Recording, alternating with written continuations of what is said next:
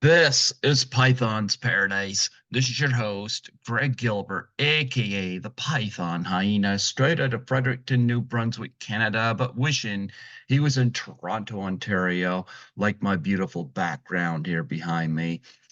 But folks, here we are on January the 22nd, 2024. And I have a multitasker on the show today. He's an author, he's a singer, he's an actor. He's involved in all kinds of avenues in the entertainment industry. Folks, I give you Dennis O'Neill. How do you do, Dennis? Hi, how are you?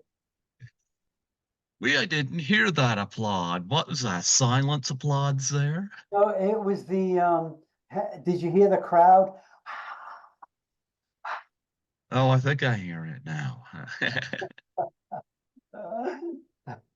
Now, what's that cardboard cutout of Tom Selleck stand behind you? Is that is he hiding out in your place or something or what? Yeah, a lot of people want to get his autograph, and he's always wanting mine.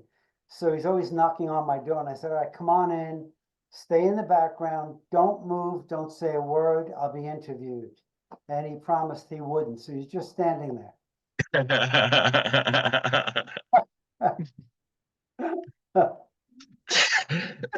Excuse me. But anyway, I appreciated you answering me the other day because I've been having issues lately of going to these conventions and um, getting people to sign or buying their autographs and whatnot, and being told, yeah, they'll do my show.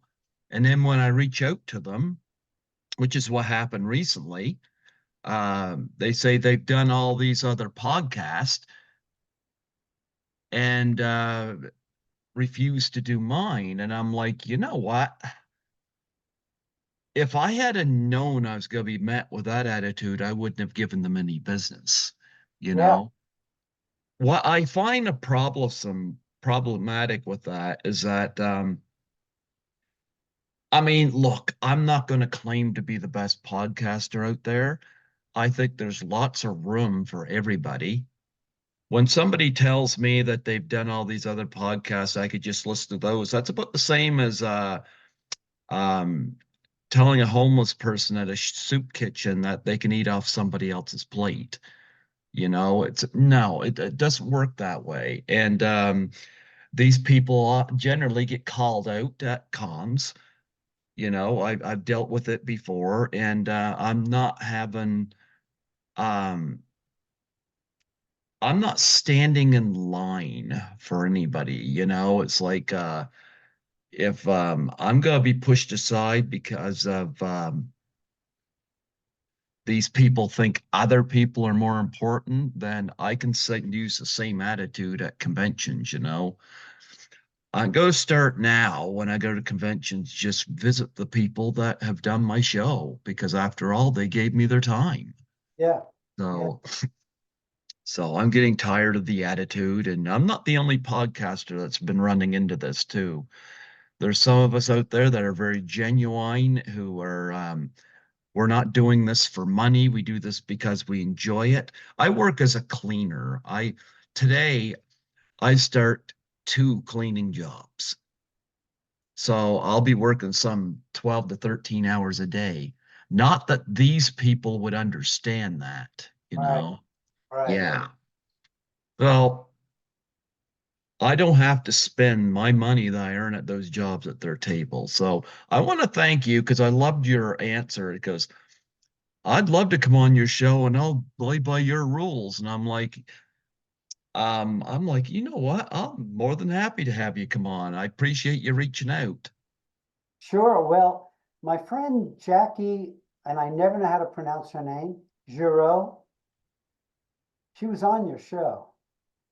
Maybe, Jackie Giroux. You know what? Here's my story about Jackie. I met her back in 2010. She did a film here in New Brunswick called Plaster Rock. Horrible movie. She Yeah. said so herself. But I remember meeting her at the film festival here, and had a night. I got a picture with her on one of my USB drives. So, but anyway, what had happened? I was going through the Sunrise video, and I came across a Blu-ray of a movie that I'd never heard of, but the image on the front kind of grabbed my attention. It took me way back because I was born in the early 70s. So a lot of these movies just kind of grabbed me. And the movie was a 1976 film called Drive-In Massacre. And so I grabbed it, and I interviewed John Goff off it and Norman Sheridan, but I couldn't help but no recognize a name in the credits, Jackie Giroux. So I reached out to her, and sure enough, this woman I'd met in 2010 was um, was a young adult in this movie, and I was like, "Wow, what a small world!"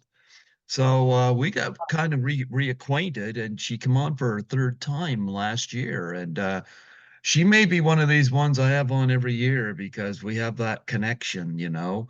Yeah. But yeah, so it was really uh, cool to reconnect with her and and talk film and whatnot. So yeah, I think that's cool. You did message me previously, and I get a lot of people reaching out to me, so it's not I don't always get back to people, but I'm glad you stuck with me and we're able to make this happen.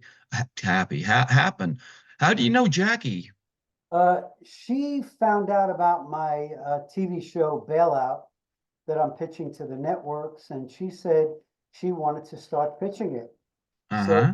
she's helping me pitch it to see if we can get some kind of a network deal. Well, I'm glad that we're able to connect. I'm more than happy to help you promote it. I see the picture behind you too in the back. Oh, yeah, yeah. Yeah, right over there. Yep.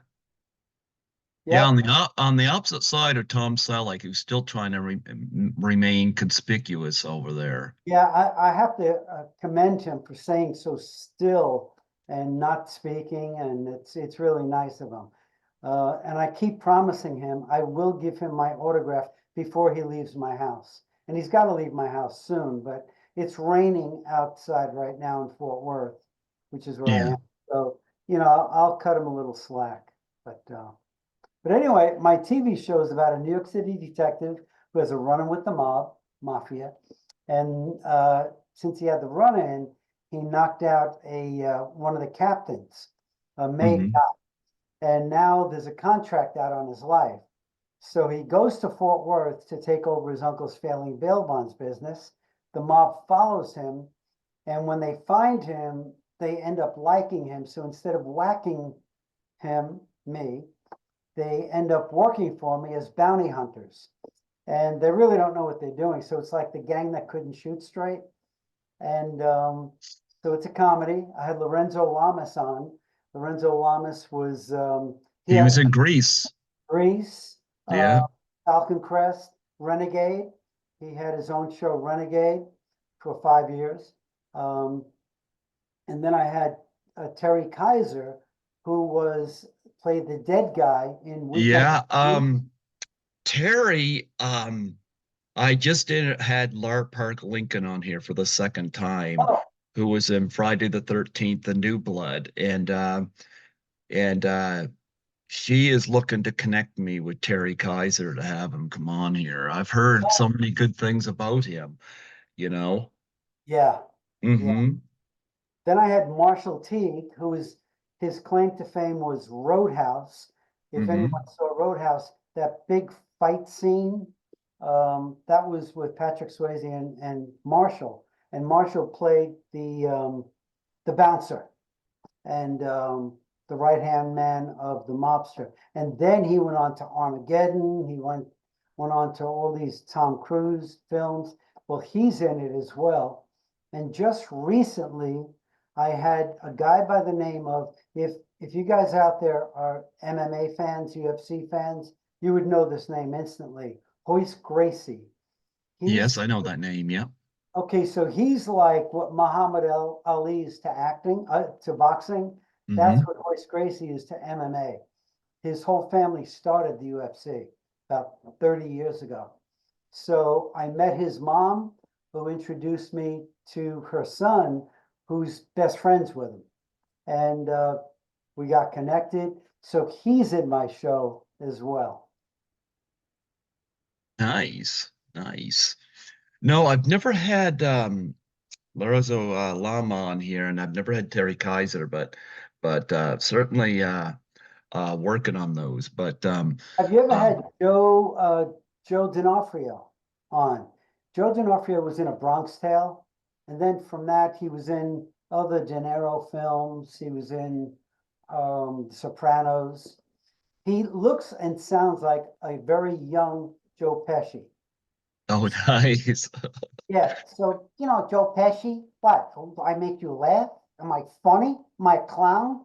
What do I amuse you? No, no, you said I'm funny. How am I funny? Anyway, that's what Joe D'Onofrio sounds like. Hmm. So I got him on my show as well. And I think Joe Pesci would probably be the next one that I try to get, except, he retired, but everybody comes back, so you never know. Yeah, I'm hoping although I mean Spielberg, I guess, tried and wasn't able to do it, but I'm hoping there's one more in Jack Nicholson, but Oh man, yeah, yeah, I think Spielberg tried to get him to come back to cameo in Ready Player One, but I think Jack Nicholson is kind of enjoying a retirement, and yeah, I don't blame him. yeah. I'm kind of long overdue myself, the way I put myself through lately, but anyway, nonetheless, I would love to get some of your background and what led you get into the business. Because looking at IMDb, you started way back. Like I was born in 1972, so you started shortly after that. Yeah, 74 Four, I think it is. or 8. Yeah. I think Well, film, a film might say 74, I think. 74, it says Teenage Hitchhikers. Ah, yeah. And the way I got that was a fluke, really. So during that time, I was playing in clubs in Dangerfields, Rodney I Dangerfield. love Rodney Oh, Dangerfield. yeah, I get no respect.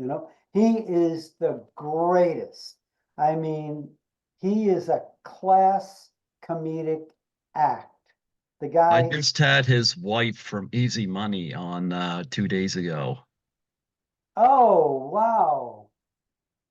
Wow. Yeah, Yeah, and I did a commercial with him also. He was great to work with. And he was yeah. sick that day. I mean, this guy was so sick. He had a very bad cold that when he was off camera, it was hard for him to have a conversation. So I just sat there with him, but I tried not to talk to him. But then once he was in front of that camera, bam, he came alive. But I played at his club, and a friend of mine who was an actor, uh, him and his wife and her sister and a few other people would follow me all over New York City, wherever I was playing. And anyway, he was cast in a movie, Teenage Hitchhikers, and he had to sing and play the guitar.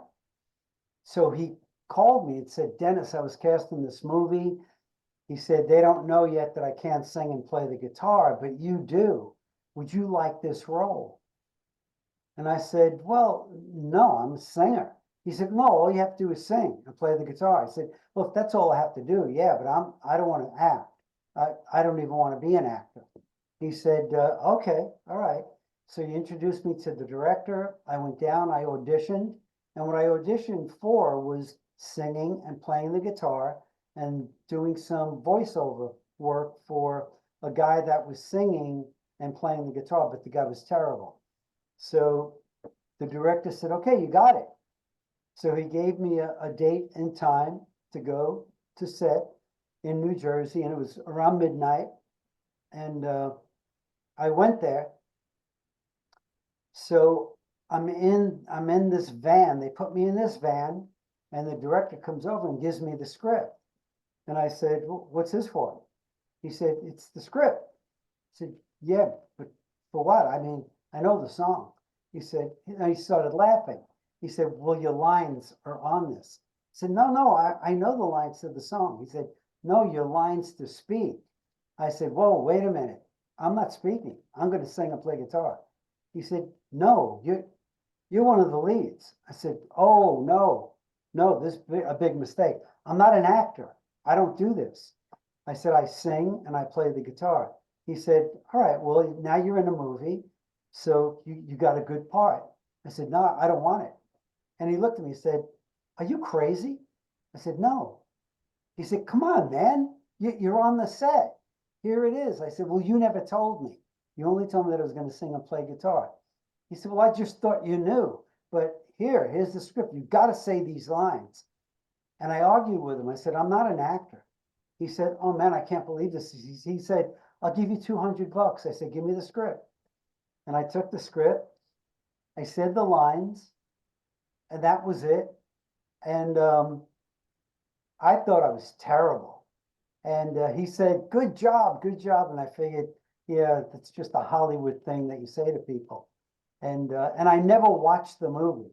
So I was done. I got my $200, and then I got my IMDb credit, and I didn't join SAG. Um, and years later, I was in a play. No, it was in college. No, I'm sorry. It was that same year. That same year, I went to college, and I signed up for. My counselor signed me up for this acting class, and I said to him, "Look, I'm not an actor. You know, I don't want to do acting. I don't want an acting class." He said, "Why?" I said, "Look, when I was in the ninth grade, I was a bad kid. I was drinking, I was having fights, and I was just not a good kid. I was doing drugs. So they figured, let's put Dennis O'Neill in this play, and maybe that'll straighten him out." I said, "It didn't straighten me out.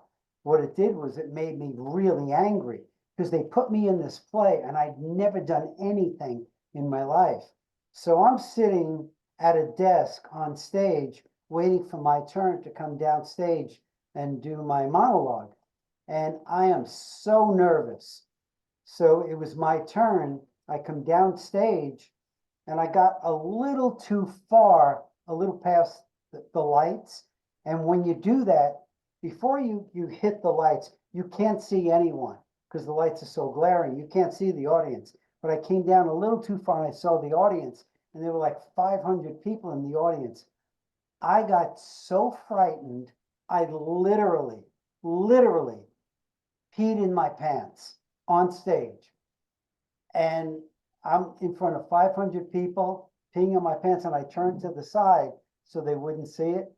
I said my lines, and when the play was over, I said, "That is it. I will never do acting. I hate acting." So when my counselor heard that, he said, "Well, Dennis, you're not going to have to do any acting. All you're going to do is sit in your chair and you read a script with other actors." And I said, "That's it?" He said, "Yeah, you'll get an A." I said, "All right." So I joined the class. And when I was leaving, the professor called my name and said, "Dennis O'Neill, wait a minute, I want to talk to you." So when she got up to me, it was just her and I and one more person. She said, "I could see that you're a dancer." And I was teaching for the Arthur Murray Dance Studio. I was teaching ballroom dancing. And I said, "Yeah, how do you know?" She said, "Well, I'm a director. I read people's body language. The way you walk, you're an actor, you're a dancer." I said, "Yeah." She said, "Well, I want you to audition for this play, Cabaret, that I'm doing. And the auditions are tonight." I said, "Oh, okay. All right. All right. What time?" She said, 7 o'clock. I said, "All right. I'll see you then." And I was the type of a guy that if you said to me, "Hey, Dennis, can you meet me at a certain place tonight?" And if I really didn't want to go, I'd say to you, yeah, I'll be there, and just not show up. So I told her I'd be there, and I just didn't show up. 7:15, I get a call at my house from her. And she said, Dennis O'Neill, this is Harriet Novick. You were supposed to be here at 7 o'clock. I said, oh, well, Mrs. Novick, I can't do the play. I'm going to school full time. I have a full time job. I'm married. I can't do this. She said to me, you get your butt down here in 15 minutes, or this will be the worst year of your life. Now, when I signed up for college, the counselor, the way he talked me into it, he said, if you come to school full time, we'll pay for your books, we'll pay for your food, we'll give you some extra money. And I was a real schemer at that time. So I said, really? I said, all right. So I signed up. And I thought when she said this will be the worst year of your life, I thought she was going to take all my money away. I said, all right, I'll come down there. Well, I came down and it was a terrible audition. I had to sing in German, French, and English. I was a kid that talked like this. I said, what are you kidding me? And so I had to sing in French and German. I can only hardly pronounce words in English. Get out of here. And so I had that kind of an accent. And so I did the audition and it was terrible. It was really terrible. And she was really so hard on me. And she said, come down these stairs and give me a cynical laugh. So I came down the stairs and I started laughing. And she said, give me a cynical laugh. Now, to be honest with you, I was so dumb. I didn't even know the word cynical meant. So I said to her, well, give me an example. She said, oh, God, are you serious? And I'm thinking, I don't even want to be here. So she said, look, come down the stairs, look at somebody in the audience here, and just act like you want to kill them. And I thought, well, you're it, lady. I'd like to kill you right now. So I came down the stairs and I just looked at her and I went, ha, ha, ha, ha, ha. And she said, okay, cut. All right, thank you. So the next day, I'm in college, and a guy said to me, he said, Dennis, I think you might want to look at the board to see if your name is on it. I said, no, I didn't get it, so I'm not interested. He said, no, I think you really should look at the board. I said, no, I'm really not interested. I don't think I got it, and I hope I didn't get it. He said, Dennis, look at the board. I go over and I got one of the leads, the MC. And that's acting, singing, and dancing. And my stomach turned. Anyway, make a long story short, we had rehearsals. I hated the rehearsals. I couldn't wait till this was over. Opening night, I don't know what happened to me, but I got so creative. I started doing things that I never knew I had in me. And when we were done, we got a standing ovation. And when they announced my name, everyone just roared. And I thought, whoa. And I said, this is what I want to do for the rest of my life. I want to be an actor. And so from there, I started doing all the operas in New York. I started doing more plays and just went on from there. I became Robin Williams' stunt double on 2 movies, worked with Sylvester Stallone. My first big film was with Joe Pesci and Robert De Niro called Raging Bull. Raging Bull. Yeah. Talk about that. What an amazing movie. Ah, man, it really was. It was just amazing to be on it. And I mean, I appreciated being on set with all these famous actors, but I was really in awe of Martin Scorsese. I bet. It was just amazing watching him work. And I didn't even want to be a director. But now at this point, I gave in to being an actor. And you would think instead of me watching the way the actors work, I'm watching the way Martin Scorsese worked and how he worked with the camera, how he looked at the room, how he worked with the actors. I was just amazed by the whole thing. And I followed him around as close as I could get and as much as I could get. And so that was my introduction to all that directing, but I still never desired to be a director or a writer or a producer until maybe in the early 90s, late 90s. I started writing scenes for my acting class. And then somebody said to me, "Are you a screenwriter?" I said, "No, not. I just write scenes." And this teacher said, "Well, you should be a screenwriter. You should write films." And I didn't think anything of it. So I came home and I just dabbled in it, but it never did anything for me. And around 2006 or 7, 2000, yeah, 2007, I did an audition and I got a call back for it. And the casting director said, I liked what you did because it was like a Judd Hirsch type of a character. And so I gave her that feel. She said, "I want to give you a call back for Thursday. Can you do it?" I said, "Yeah, I'll be there." So I got there, but she wasn't there. So she sent her assistant. He was, I think, 21 years old. So he said, "It's a Judd Hirsch type." I said, "Yeah, I know. That's why I got the call back." So I did it. And he said, "Okay, cut. Can we do it again?" I said, "Yeah." He said, "Could you give me more of a Judd Hirsch type?" And I said, "Well, I thought I did, but what do you mean?"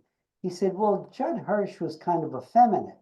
And I'm thinking, Judd Hirsch, who was in Taxi, he wasn't effeminate. Um, he was a smart guy. He was intelligent, but he was by far effeminate. So I did it the way this guy wanted me to do it. And when I left, I was so upset with myself. And I thought, he's going to send this to the producers and the director, and they're going to know that Judd Hirsch is not effeminate. This young kid thought he was because he really doesn't know who he is. And anyway, I didn't get it. So I said, "That's it. I'm going to write my own ticket." And I started writing my TV show, Bailout, about a city detective who has a running with the mob. The mob wants to whack him. He goes to Fort Worth, and the story begins, and it's a comedy. And I started writing it. We did a trailer. We got really good accolades just from a trailer in these festivals. And I was watching all these other films that were terrible. And I thought, man, if I wrote Bailout as a film or even a TV episode, I think we could start winning. So I did that. And up to date, we won 73 awards. And Oh, wow. I got 49 for Best Actor. And so we're pitching it to the networks. And we're hoping for the best. I believe it's going to be on the air. It's really good. It really is good. And the reason it's really good, not because of everything I did, because I think any filmmaker knows it takes a team. Teamwork makes the dream work. And so I have a good cast. I have a great crew. This guy knows how to shoot things. He knows how to edit, makes me look good. So that's where we are with it. Yeah, looking at Bailout, because like I said, I don't have my television set up to watch. So you got Bailout as a short in 2010, and then you have Yeah, and okay, you got the series that goes from 2013, okay, yeah, to up until 2024. That's impressive. That's a very, very long time. yeah. A friend of mine said, "Dennis, you're never going to give up on this, are you?" I said, "No." He said, "You're like a bulldog. It's like a bulldog grabs your leg and doesn't let go." I said, "Yeah, um, God made me very tenacious, so Yeah. I have that going for me." And I believe that I believe I'm this is part of my calling in life. And, I'm helping to fulfill people's dreams, their hopes, their aspirations of getting on the air. And that's what I want to do. And I think, acting and filmmaking, that's what it's about. It's about Mhm. helping somebody else. And I teach acting on Monday nights. And I always tell my actors, it's never about you.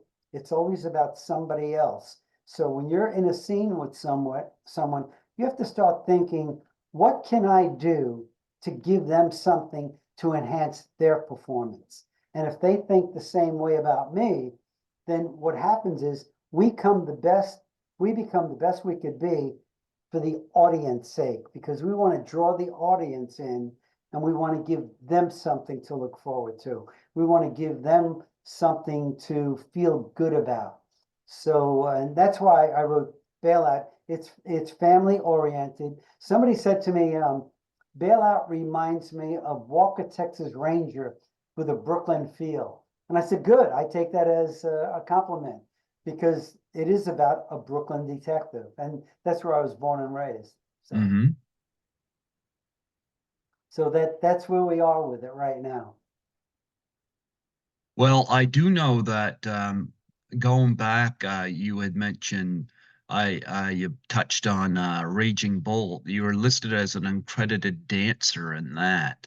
Yeah. How does it feel all these years? Like, because that came out in 1980, and there's a lot of controversy whether it should have won Best Picture. Quite frankly, between that and Ordinary People, they were both great. So, I mean, but it's interesting. Raging Bull is one of these films that survived. When you thought stop and think about yourself being on set of that movie, and here it is now, what goes through your head about that? Well, all the accomplishments and everything that I've ever done, even, a small part in something like Raging Bull, uh, I'm amazed because, what I touched on before when I said in the ninth grade, I was always in fights. I was always looking for a fight. I was an angry kid. I was always drinking on the weekends. Then during the week, I started doing drugs. I started popping pills, smoking, uh, doing coke. I mean, I had a real problem. Um, the uh, the assistant principal called me into his office and said, "O'Neill, sit down. I'm going to tell you two things. Number one, you'll never make it in life. Number two, you'll never make it to your senior year. Go back to your class." And I thought, wow, that was encouraging. So I went back to my class and I thought about this and I said to myself, I really want to give it to this guy. I really do. So I worked really hard. Now this was in my junior year. I worked really hard and I just barely squeaked into my senior year. And I thought, well, I guess I showed him. That week in my senior year, I got up, I walked out of the classroom, I went to his office, and he said, "What are you doing here? Go back to your class." I said, "I quit." He said, "You quit what?" I said, "I quit school." I gave him the finger and I walked out. And he said, "Come back here." And of course, I didn't go back. And for 10 years, I didn't have a dream. I didn't have a hope, an aspiration, a vision. I didn't have anything. I just figured I was going to die in my drugs and alcohol, and that was it. Um, and I remember sitting home watching TV. I had my Coke on the coffee table. I had my beer in this hand.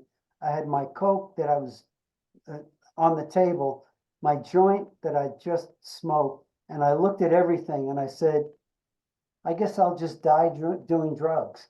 So I resolved to that with no future in sight. I didn't see anything for my life. My father was an alcoholic, so I figured I'll follow in his footsteps. Now, when I say that, I do want to say this. My father was a great guy. He was a soft-spoken guy. He um, wasn't a raging alcoholic. He was in World War II and he had PTSD. And, that was the only way he could deal with something like that. And he had no help back then. And so I followed into that his footsteps in that regard. And so when when my wife said, "Why don't you go back to school?" Well, she didn't know that I quit high school, and so I started taking these courses that were non-credited, and that's when a counselor saw me and he talked me into going back to school. And he said, "Look, if we just started something this year that if you sign up full time, you can also go for your high school diploma, get that out of the way, and then get your college degree." Um, he said that then we'll give you all this money and yada yada yada. But what I keep thinking about was how fortunate to come from something like that. Somebody telling me that I'd never make it in life, and me buying into it. I believed it. I mean, I knew I'd never make it in life. It was just a matter of when I was going to die. So somebody like me coming from that and then going into films like Raging Bull, The Survivors with Robin Williams, Moscow on the Hudson with Robin Williams, all these films working with Sylvester Stallone, Joe Pesci, Martin Sheen, Liza Minnelli, Frank Sinatra. I'm working with all these people, and I keep thinking of what Mr. Irons, the assistant principal, said. "O'Neill, you never make it in life." And I remember me saying, I really want to give it to him. I'm constantly giving it to him, but I'm constantly amazed, in awe, and really humbled. So I never look at myself and say, wow, look what I accomplished. I, I don't know about anybody else. I believe in divine appointments. I don't believe in coincidence. And I believe every footstep of mine was divinely appointed. I believe because it had me going on a path to even greater heights than now. I mean, I have a book out called Believe. Mm-hmm. I I couldn't even make it in school, let alone write a book. But when I went back to college, two of my favorite, which were my worst, some of my worst in high school, English. I couldn't even talk right because I used to talk like this, and I don't gotta do that. And I mean, my grammar was terrible. Uh, English and history, two of my worst, because I couldn't remember historical facts and I couldn't write. Now I wrote a book and I love history. And I just signed up for, and science was, I was deathly afraid of science. But I just signed up for a chemistry course.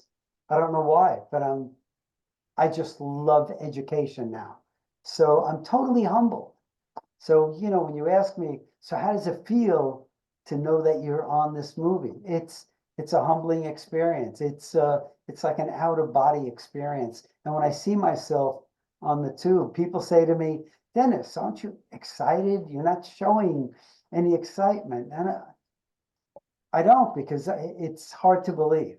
It's just hard. So I don't look and go, "Wow, look at me." I just go, man, how did I do this?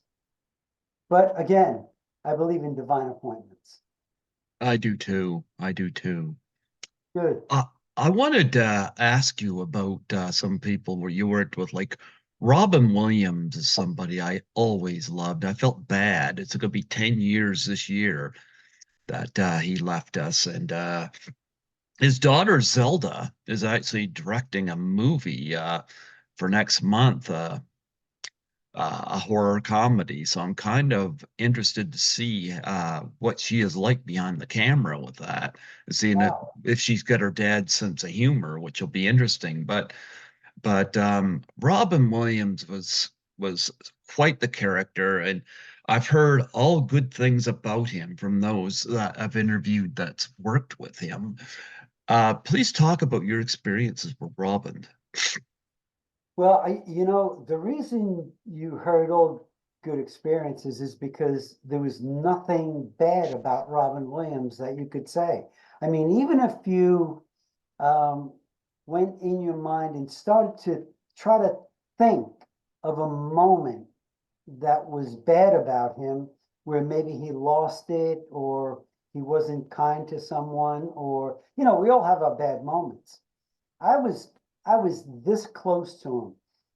I worked with him on the first movie was Survivors. The Survivors, and when I met him, he was just the sweetest guy.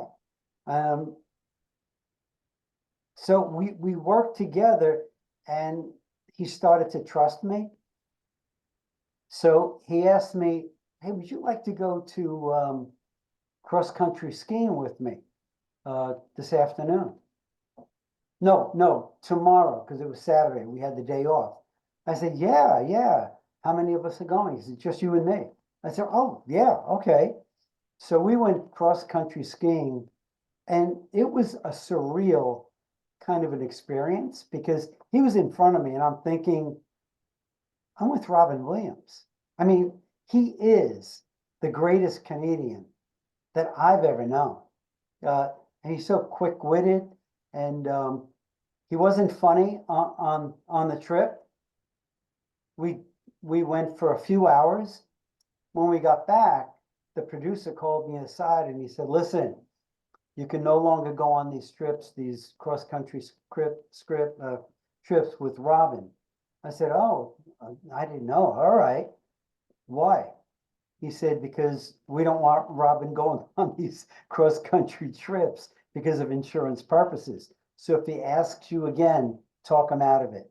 I said, "Okay, all right." And so every time I was his stunt double. So I was called the second team. So Robin would be in his trail and they call in the second team. They'd work the camera angles out and the direction and blocking and tell me what to do. And then they'd write it down for Robin to do that. And then when Robin would come to the set, they would say, "Okay, second team out, first team in." Robin would always say to me, "No, no, no, come on the set with me." And he said, "You tell me what to do. I don't want to listen to them. Tell me what you did." So I went through all of it. So in a way, I was directing him, but not really directing him, showing him the blocking. And then he would ask me, "So how do you do that?" And since I was his stunt double, I would show him how to do it. And he did it. And Robin Williams had, I think he openly admitted this, that he had a problem with drugs. And he knew that I got off drugs. And so one night, we had a break and I went off. It was in Manhattan and it was in the East Village. And I went to East 6th Street, a half a block away, and he saw me going. And I sat on the arm of this couch that was thrown out and just left on the street. And I was sitting on the arm of it and I was reading my Bible. And it was called Good News for Modern Man. So it didn't say Holy Bible or anything. It was just a book, but it was the Bible. So he came over to me and he looked at my book. I apologize. I would read Good News for Modern Man on the set because I didn't want to intimidate anybody. I didn't want anybody to think that I was there to proselytize. But my Mhm. regular Bible, I took away from the set and I was reading it. And Robin came over, and I'll tell you, it was like we were being filmed in this old film noir type of a movie because it was around midnight. I'm sitting on the arm of this couch and I was under the street lamp and the light came down and everything around us were black. So he came over and he put his hand on my Bible. And he said to me, "Are you Jehovah's Witness?"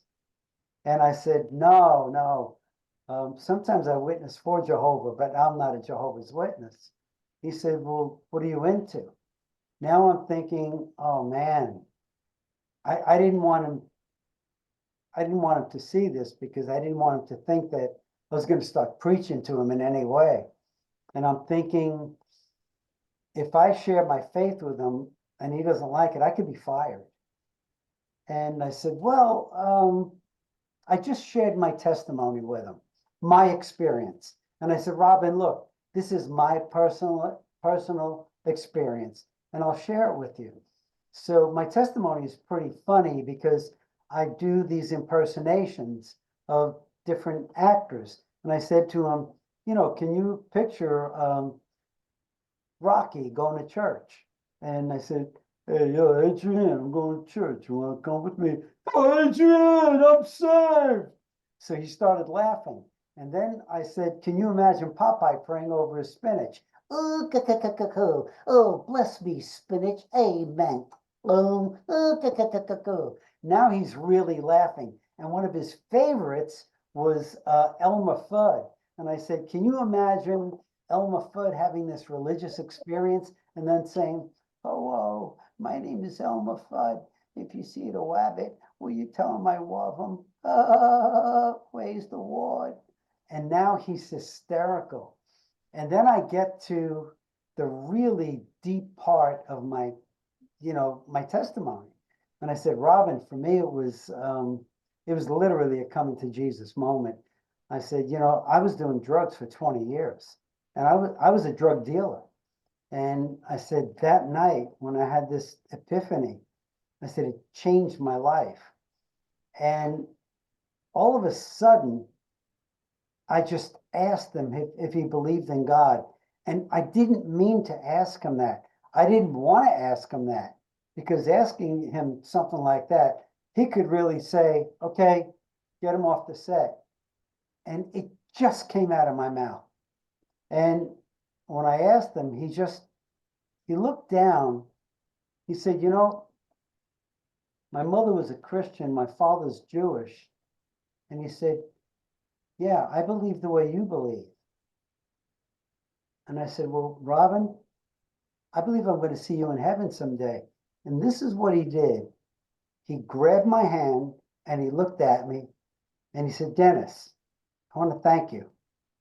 No one has ever spoken to me like this before. And then the PA yelled, everyone back on set. And that was it. And we really hit it off. Then he asked me at the end of the movie, I was with him for about 3 or 4 months. The last day we're walking back to the set and it was like another movie kind of a moment. It's just him and I. We're walking back to base camp and he said, what are you doing in January? I said, Robin, I'm an actor. I don't know. He said, would you like to be on my next film? He said, I don't know the name of it, but it's about a musician from Germany, from Russia, who he stays in America. He said, but I don't know the name of it. Would you like to be on it? I said, let me think about it. Yes. So he started laughing and he said, all right, call the casting office in about 3 or 4 weeks and tell them I told you to call. I said, well, thank you, man. I really appreciate this. He said, yeah, I love working with you. So I'll see you on the set. So about 3 or 4 weeks later, I called casting and they said, well, we already got somebody, but thanks for calling. And she hung up on me. And I told her what my name was. Anyway, I called back the next day and I said, hello, my name is Dennis O'Neill. Robin told me to call and she said, Dennis O'Neill, that name sounds familiar. I said, yeah, I called yesterday. She said, so why did you call back again today? I told you we have somebody, right? I said, yeah, but I thought something might have changed. She said, no, we got somebody. Thank you. And she hung up on me again. The third day, I called her again and she said, is this the guy who's been calling me for the past 2 days? I said, yeah, it's Dennis O'Neill. She said, what about no, do you not understand? I said, well, I just figured, and she hung up on me. And I was going to call her again, but I decided to wait. Maybe I'll wait a couple of days. About a week later, I get this phone call and somebody said, can I speak to Mr. O'Neill? And I said, well, Mr. O'Neill is my father, but this is Dennis. And she said, yeah, that's who I want to speak to, Dennis O'Neill. I said, well, this is Dennis O'Neill. How can I help you?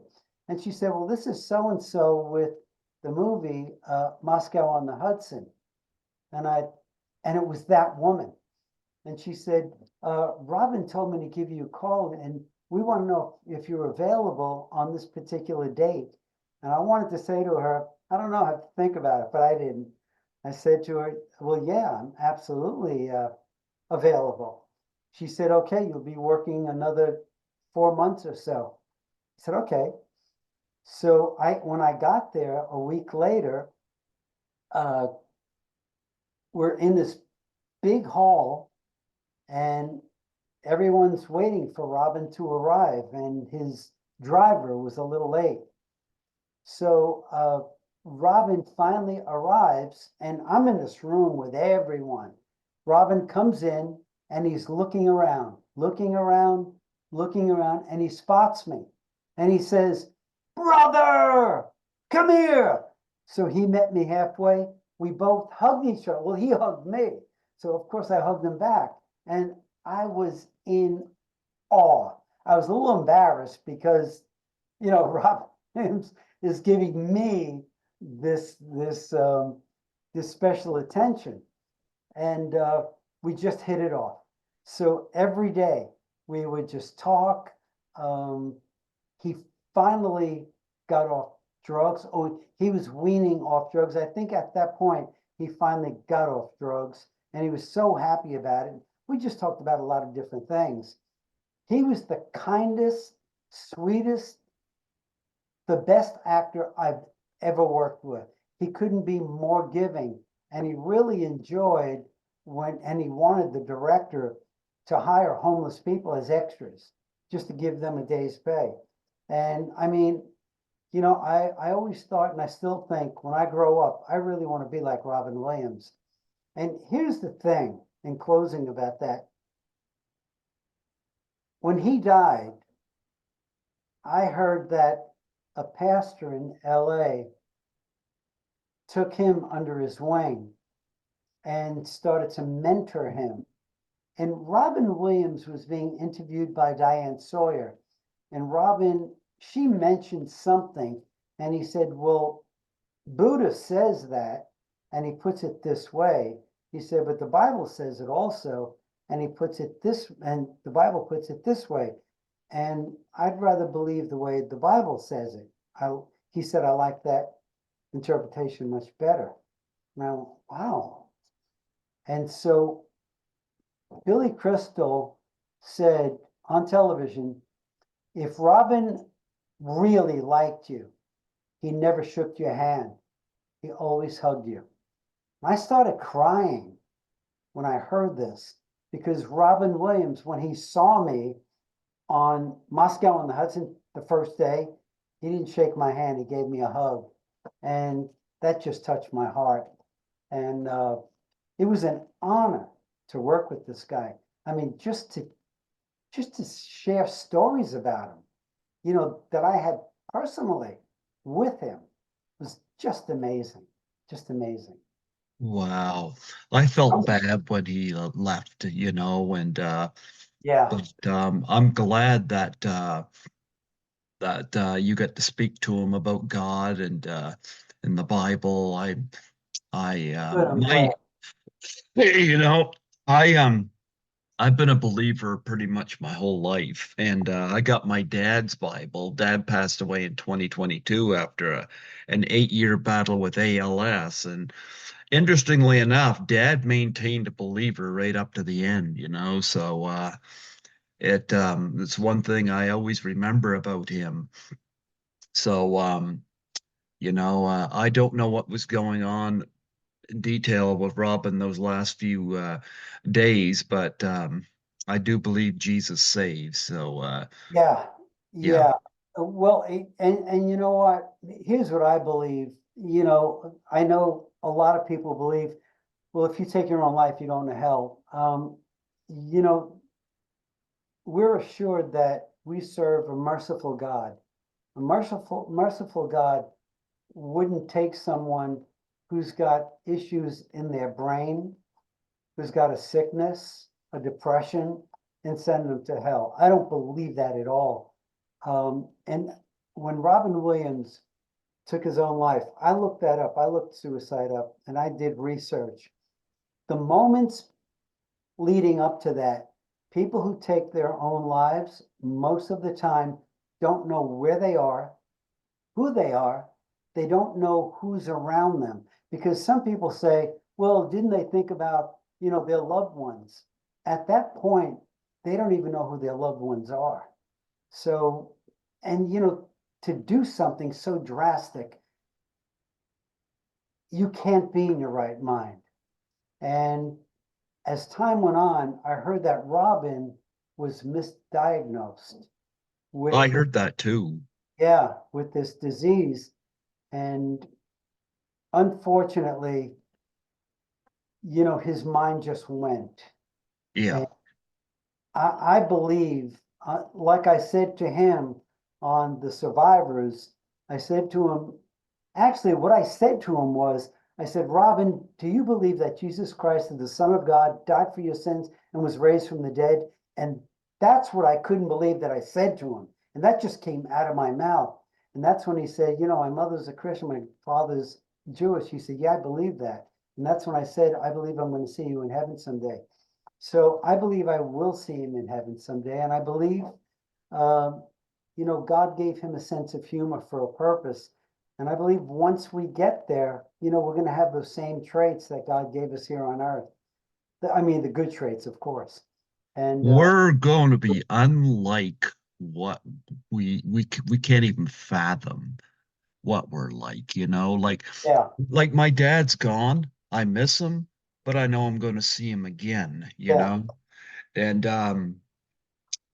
I gotta say, I'm kind of glad he's not here with the crap that's going on politically in yeah, your country and mine. Don't yeah. get me started on Trudeau here, but still, um, it's just a mess here. And I'm like, gee, I'm gonna be 52 in July. I'm like, am I how close am I to retirement? Because my cat won't get a job. Yeah, Yeah, I'm starting two jobs today. I got my current one, I'm doing another one just so I can put some money away. But you know what? I've heard the stuff about Robin Williams being misdiagnosed, and I've heard a lot of great things about him. I want to ask you also, as far as survivors go, Walter Matthau and Jerry Reed. I love Jerry Reed. They were both in that. Do you have any stories on them? oh, well, Jerry Reed was just always nice to me. He was just always the nicest guy and always ready to take a picture. Um, I didn't have too much interaction with him like I did with Robin and getting to Walter Matthau. So Mhm. Walter Matthau had a sign on his door. It was on a paper plate. And this is what he wrote. If you feel you have to knock, go away. Oh, Other, wow. otherwise, just enter. And I didn't know what to do. So I I wanted to knock, you know, but I remember the first time I just opened the door a crack. I said, "Hello." He said, "Yeah, hello. Don't just stand there. Come on in." So I came in. The guy had nothing but great stories to tell of all of his acting experiences on Broadway and film, nothing but great stories. Introduces me to his stunt double. His stunt double taught me how to fight, how to do fight scenes. And Wow. today, now we just got done doing this massive fight scene for my show in Bailout. Here I am with black belts, BJJ, MMA fighters, black belts. I'm teaching them how to stunt fight because it's not like fighting. It's not like regular fighting. And I always tell them, I learned this from uh, Walter Matthau's stunt double. Mm-hmm. Up until a few years ago, his stunt double was living here in Fort Worth, and I tried to get in touch with him. So I don't know if he's still around, but now I'm gonna start looking for him again.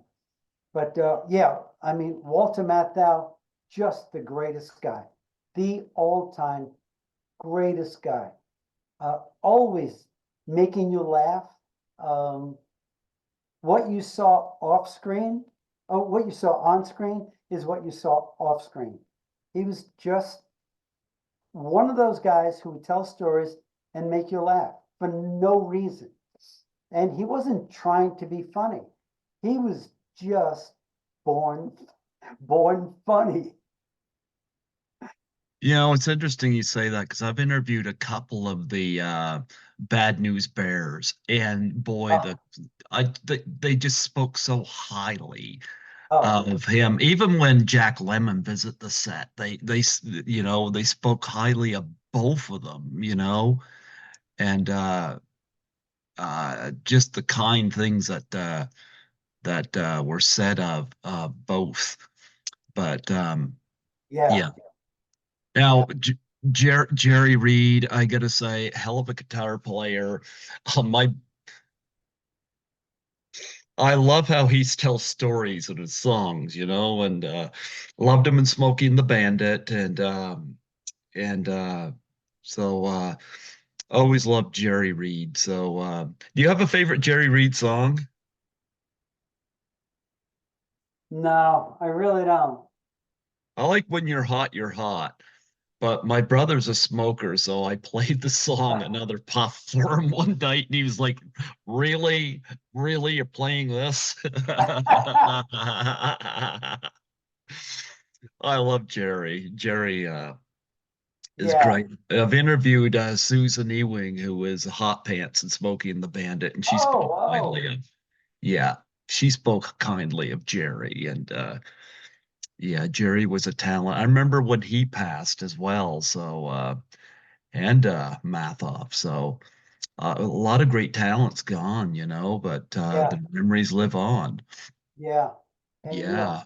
Frank Sinatra was another one who, he had his moments with directors and people on the set. But when my sister found out that I was working with him on a movie called The First Deadly Sin, she said, well, tell Frank Sinatra that the Grucci brothers said hello. The Grucci brothers are the guys that do all of the fireworks in New York and a lot of the films. And I Hmm. said, well, Linda, I probably won't get to talk to him because he's hard to reach. And anyway, when I was on the set, I said to one of the production assistants, I said, listen, could you just tell Mr. Sinatra that the Grucci brothers said hello? He said, yeah, yeah, what's your name? I said, well, my name's Dennis O'Neill. He said, oh, okay, I'll tell him. So a few minutes later, he comes over to me and said, Mr. Sinatra would like to see you. I said, really? He said, yeah. So he walks me over to him. And I'd say, hi, my name's Dennis O'Neill. He said, so you know the Grucci brothers? I said, well, yeah, but my sister really knows them a lot better. She's friends with them. And he said, oh, the Grucci brothers were just great. And, he's having this conversation with me. And I'm just standing there. I didn't know what to do. So I just listened. And then he starts talking about Dorothy Kilgallen and he's talking to the other people. And I'm just standing there. He didn't dismiss me. And I didn't know if I should be dismissed because I didn't want to be rude. So I'm standing there. And this little short Italian guy came over to me and said, hey, brother, can I talk to you for a minute? I said, yeah. He said, listen, nobody talks to Frank. You don't go up to him and talk to him. I said, hey, first of all, back off, pal. I didn't go up to him. He called me over. I said, I'm an actor. I'm not in awe of him. I don't want his autograph. I'm not a groupie. He said, look, I said nobody talks to him. I said, well, you can't talk to me that way. And this is what he did. He went, and he walked away from me. A friend of mine came over and said, what was that about? I said, this stupid Mama Luke thinks he's going to boss me around, telling me that nobody talks to Frank. He said, don't you know who that is? I said, no, and I don't care. He said, that's Frankie Two Guns. I said, what do you mean? He said, Dennis, he's a bodyguard and he carries 245s with him. That was his name, Frankie 245. And I said, it's what? He said, yeah. I said, oh, how do I apologize to him? But Frank Sinatra was really gracious to me. And the funny thing is, I had a friend who idolized him. So when Frank was done with his Johnny Walker Black, he put his glass on the bar. I looked around and I took the glass and I took it home and I gave it to my friend. And I thought, why did I keep it? But anyway, so Frank was another good guy to work with. You know, I feel that God put me with so many good people. And I don't think there was one person, famous person, that I had a bad experience with. Even Betty Davis. I worked with Betty Davis. Oh, wow. It was in one of her last productions, and I couldn't believe that she was doing a television movie. And I was cast in it as one of her family members. And I worked on it for like 2 weeks. And that was another great experience. And I remember we went to lunch and I was done. So I didn't want to hang out, you know, with a bunch of people. I just wanted to go to the set and I wanted to look at the set with nobody on it. And because I wanted to check out the equipment. So I get there and there was an actor was already on the set walking back and forth. You couldn't tell who it was because the lights were off and it was almost like a shadow. And I just sat there and I saw this young girl come up to this actor and say, Miss Davis, can I have your autograph? And she looked at the girl and said, not while I'm working. And it was Betty Davis. And, you know, she got back to the set early and she was working. She was working on her lines, just going through the blocking. And, you know, I thought, oh my gosh, to be kind of reprimanded by Betty Davis, ouch. And so when we had a break, the director went over to her and said, okay, Betty, we're going to take a short break. And I was close by. And I said, Miss Davis, not now, but maybe at some point. My name is Dennis O'Neill, and I'm part of your family. My wife just loves you. And I said, I grew up watching you. Do you think at some point, and again, not now, that I could get your autograph for my wife? And she said, what's your wife's name? And I said, Carmen. She said, Carmen, come to my trailer at 7 a.m. tomorrow morning. I said, okay. So I was excited. I come to her trailer the next morning at 7 a.m. This black woman, when I knocked on the door, opened it up. She looked, I mean, she was dressed in a maid's outfit. And I'm thinking, where's the camera? And she was real sweet to me. Oh, can I help you, honey? I said, well, my name's Dennis O'Neill, and Miss Davis told me to come by. And she said, oh, honey, Miss Davis is getting ready to go on set. She can't see you right now. So I heard this voice say, who is it, Mabel? And she said, what's your name, honey? I said, Dennis O'Neill. She said, it's Mr. Dennis O'Neill, ma'am. And Betty Davis said, have him wait for me. And she said, honey, wait right there. I said, okay. She closes the door and I'm waiting and waiting, but I didn't care. It was Betty Davis. The door opens up. It's Betty Davis. She hands me this manila envelope and says, "For Carmen." I said, "Thank you." I didn't know what was in it. And I go to set and I'm looking around. I don't want anybody to see this. I open it up. It's an 8x10 photo of Betty Davis, and it says, "For Carmen, love, Betty Davis." I went, oh, I still have it hanging up in my hallway right here. Wow. Greatest experience. I mean, a legend that my dad, my whole family, my older brothers used to watch her movies, and I'd be sitting there watching these old Betty Davis movies. Just amazing. Wow. Wow. Wow.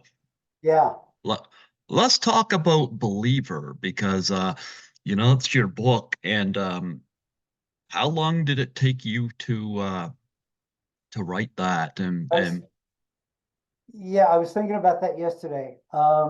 Anywhere from, I'll have to look at my first manuscript to see the exact date, but it was Mhm. anywhere from 13 to 15 years in the making. Yeah, it's about 224 pages, and I have a lot of stories in it. And of course, it's about acting. But then some people, I would post some of the pages, and some of the people would react to it and say, "I want to read this book." And these were non-actors. So I made sure it was for everyone. So it's for actors, artists, singers, dancers, musicians, and anyone who ever wanted to use their creative mind. Uh, it is Believe because it was called Acting is Believing. But then I thought, I really want to open it up to everyone. So then I called it Believe. And it's an actor's journey, which is me. It's Mhm. my journey to finding your character. And it's not just your character as an actor, but it's your character in life. Yeah. Because we all have this character that's in us that we haven't really tapped into. And once we tap into that, we'll see the abundance of things that we could really do in life that we never thought we could do. It goes back to when Mr. Iron said, "O'Neill, you'll never make it in life." Um, and I believed it. But then when the Lord came into my life and I had that epiphany with him, I felt like I was awakened from a coma and I started seeing all these and realizing all these possibilities for me. So, and I never wanted to take a risk because I was always afraid of defeat. I was always afraid of that saying, "No, you lost, you're out." So I never really volunteered for anything where I was going to be in competition. But now, man, I say bring it on. And if I fail in something, I'll make sure that I go back and I win at it. And it's just like when I went back to college. I even quit college. Um, I think before, yeah, when my first year was up, I quit. I never went back. But then when the Lord came into my life, I went back and I just said, I'm gonna put in the hard work because I believe God made me smart. I never believed I was smart. I always believed that I was a dummy. But when I realized that I have, and I hope I can say this, but I now have the mind of Christ. That's a whole new area of believing that I never thought of. I've got the mind of God. I mean, God put this mind in me. And that's why I know it's not really my thoughts, my actions, it's his. and I'll let him use me as much as I want. And I read the scripture where in Isaiah it says, use me, Lord. I'll go. I'll go. Because God says, who will go and speak for me? Who will go and preach to them? And in the book of Isaiah, it says, I'll go, send me. And I remember saying, Lord, I'll go, send me wherever you want me to go. I'll go. I don't care the cost. I don't care if I fail, because that won't be long. Because if you called me, you didn't call me to fail. I might, I might fall, but it doesn't mean I fail. So now, it took me 15 years to get my bachelor's degree, because I couldn't go full time. So I took a course either every semester or every year, but I was so determined.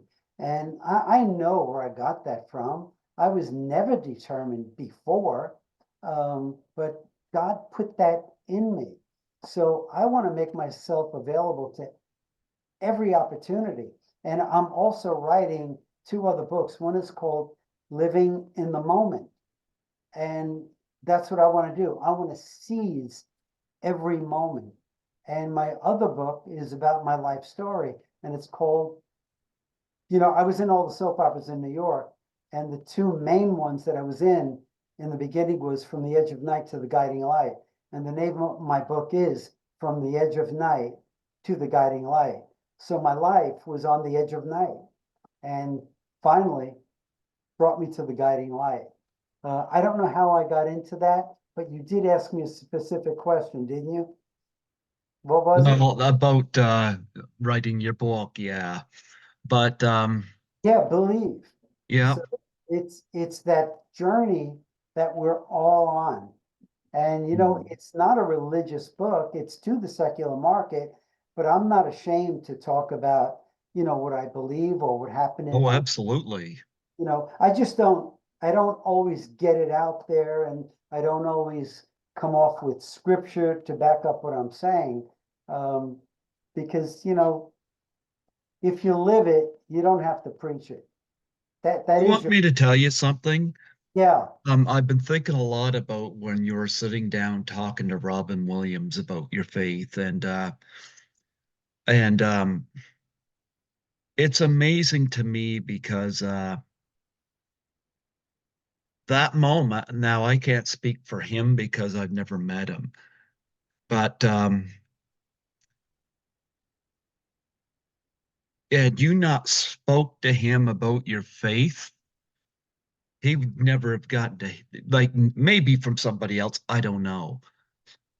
But I love the fact that he got to hear about God's love from you. I think it's special you get to share that with him because yeah, otherwise he may have been robbed that. yeah. Well, there's a scripture that says some plant the seed and others water it. I Yep. believe that I planted the seed, and that pastor that he met in LA that mentored him, I believe that he was watering it. And Hmm. I really do believe that Robin did become a believer. I do. And thank you. I appreciate you saying that. Yes. You know, and about the principle saying that you won't amount to anything. Do you realize how many people in the Bible God used that were looked at as never going to amount to anything? Yep. Yeah, there's a ton of them. Yeah. And they would And all argue with God about it? Yeah, and look at Peter. Peter was with Jesus, and he still cut off somebody's ear. He still Yep. did things and we've all fallen short of the glory of God, but we're freely justified through him. We're freely Yep. justified. And that's what just draws us nearer and closer. And I think once we get all the revelation that God has given us, we don't have to go out and knock people over the head with the Bible. All we No. have to do is show them the love of God. We have to just live it. I remember going to this school in LA of all places, and I did a lot of school tours saying yes to life and no to drugs. And I asked the principal, um, she was a Baptist, and I said, just want to ask you something. What if the kids ask me how I got off drugs? Because I said, because it was through a revelation of Jesus Christ. She said, well, look, Dennis, you can't start talking about it in classes or in the public school. She said, but if they ask you about it, you can definitely answer the truth. And she said, a lot of people think we have to carry our Bibles to show people that we're believers, Hmm. but we don't. All we have to do is live it. And that was a big revelation to me. That was 20, 25 years ago.